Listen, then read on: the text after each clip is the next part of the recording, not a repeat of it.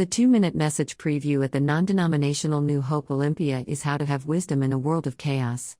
The message's subtitle is The Difference Between Knowledge and Wisdom. Many interchanges the terms knowledge and wisdom. However, it is essential to note that there is a difference between knowledge and wisdom.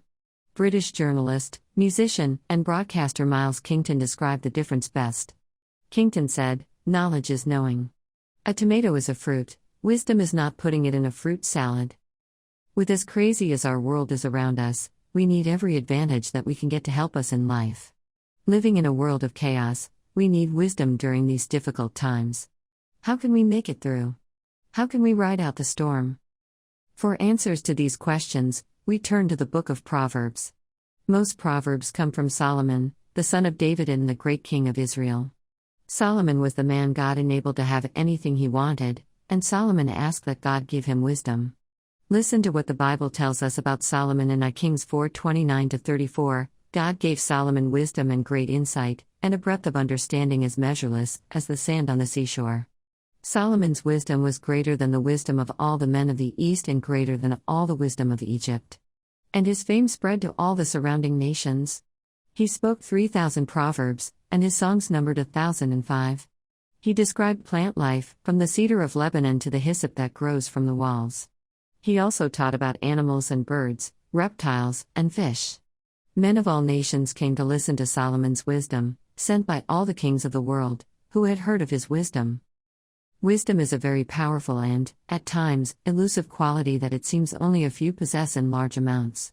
The word wisdom is a central theme throughout the Proverbs, occurring 41 times throughout the book. Wisdom has been defined and described in many different ways.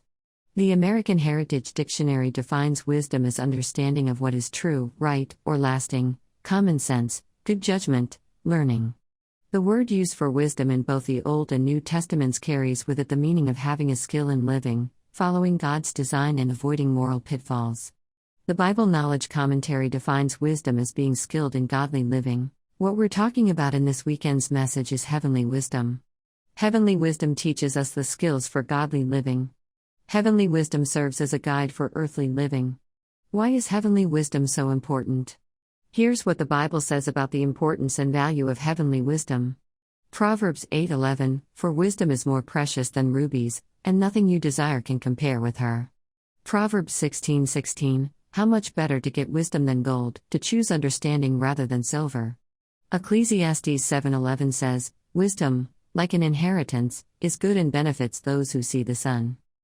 Automaker Henry Ford asked electrical genius Charlie Steinmetz to build the generators for his factory.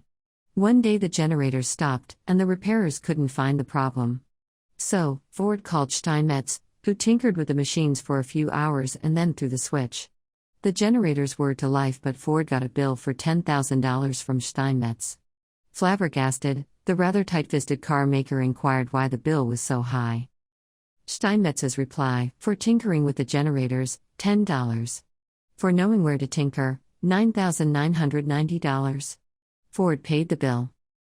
In his weekend message, Pastor Dell draws from the wisdom of Solomon and points out 3 practical principles from the wisdom of Solomon on how to have wisdom in a world of chaos.